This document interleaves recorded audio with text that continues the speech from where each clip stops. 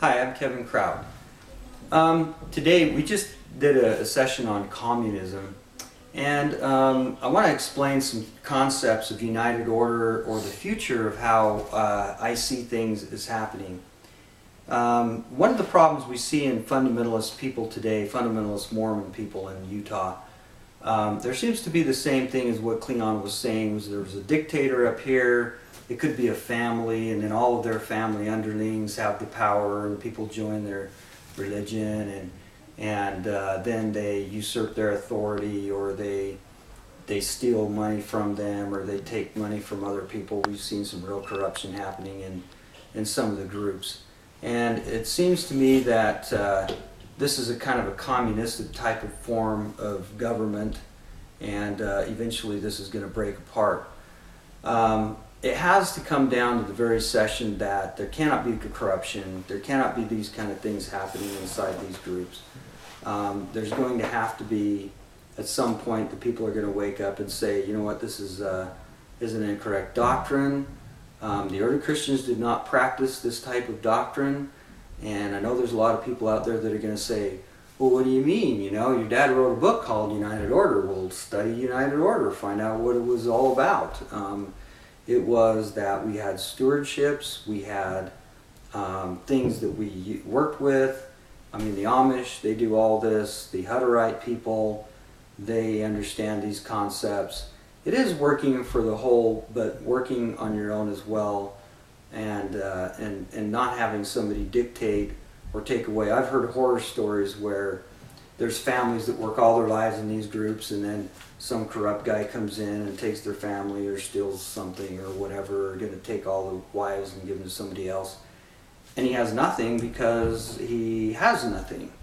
And that was not the Founding Fathers' concept, nor do I think it was God's concept. I think it was that the individual should have his due. One gentleman I know did go with an order in Missouri, and when he went, he showed them how much money he gave and how much money he brought to the order. And when he left, the order gave him everything back. Now, the time that he spent building or working on the greenhouses or whatever he was doing, well, that was part of the order. But at least they gave him back, and he had the freedom to leave if he wanted to. Unfortunately, we see this cap on people. They're forced into things where they don't have any money, they don't have anything to do. If there are any in these fundamentalist groups that are having a hard time, contact me. We'll try and help you. This is what we're trying to do, is help people understand that this is all about freedom, not by force. Now, real quick, I'm going to tell a quick story. There was a Native American who told me about potlatch. Now, potlatch is an interesting concept because what happened was the Native Americans all got together. It's kind of their one time of the year where they throw everything kind of in the pot, which is the best.